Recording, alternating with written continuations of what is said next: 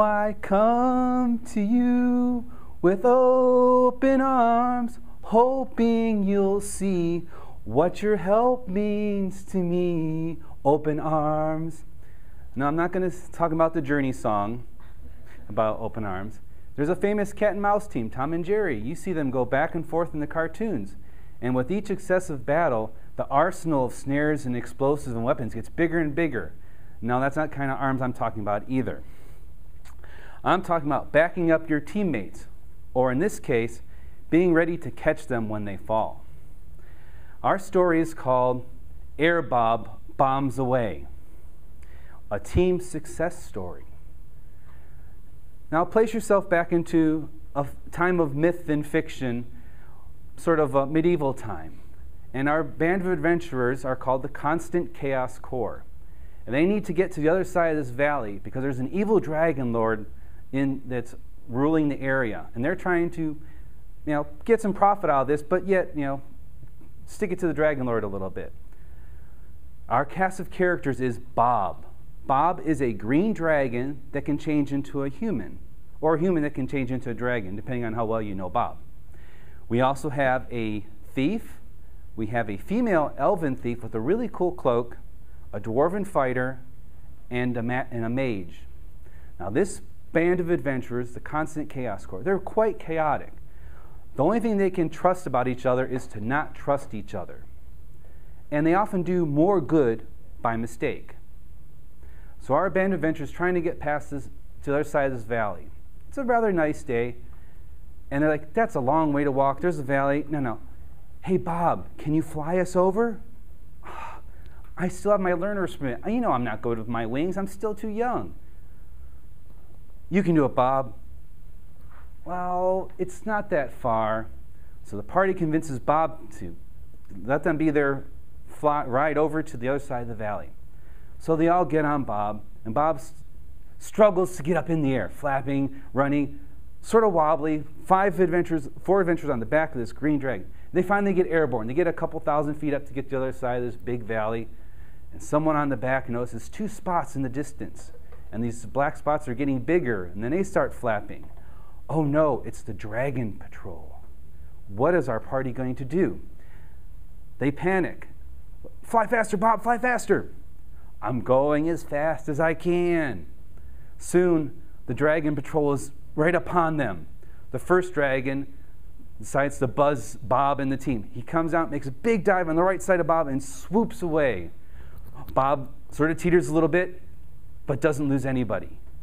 The next dragon comes down from Bob's left side in a power dive, comes diving straight down and swoops under Bob.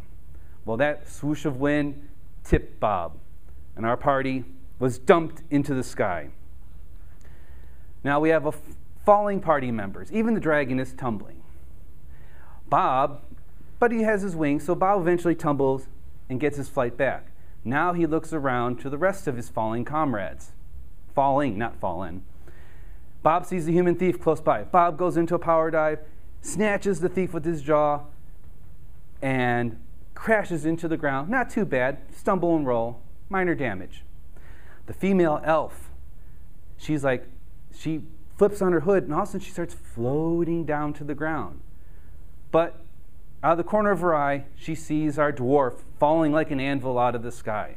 She flips back her hood. She goes into a power dive, and she catches a dwarf with one arm, flips back her hood, and the two of them float back to the ground.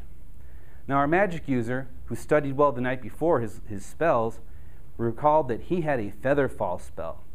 So amazingly, he can concentrate falling down to cast a feather fall spell on himself, and he floats to the ground. They all land on the ground, and they scurry into the woods. The Dragon Patrol is rather frustrated because now they're not built to go into the woods to chase them. So touchdown for the Constant Chaos Corps, 5 points. Dragon Patrol, 0. Now this team is like any other team. Anyone can make a mistake. Obviously they do. Somehow they end up making good out of this. You can be overloaded. I think poor Bob was beyond his weight limit. And anybody in the team could need help. So can you cover for your teammates?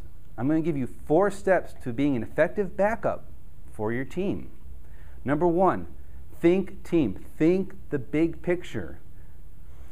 Or also think of your peripheral vision. You want to see about your team. Not radar, just a little blip to know something's wrong. You want to use your peripheral vision to see what's going on.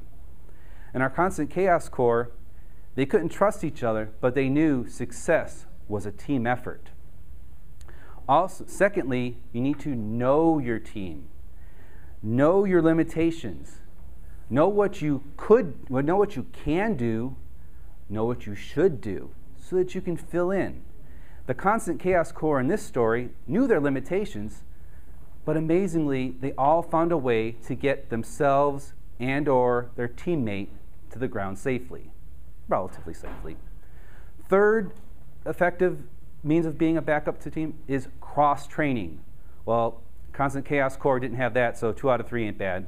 Now I'll move on to the fourth one, is helpfulness, a willingness to help others or to jump in when you need the help, or in this case, to fall in when you need the help.